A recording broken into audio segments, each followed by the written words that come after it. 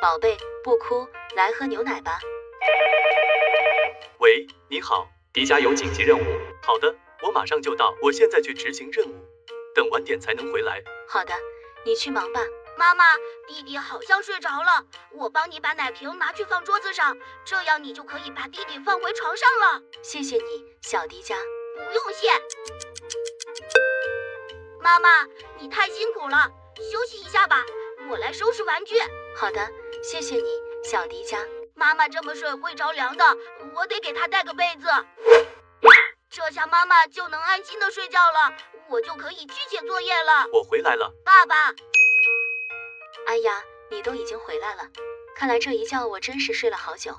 你不在家的时候，多亏了小迪迦帮了我很多忙，我才能睡得那么香。小迪迦，谢谢你。不用谢，妈妈，这是我应该做的。小迪迦，你真是个懂事的好孩子，爸爸妈妈为你感到骄傲。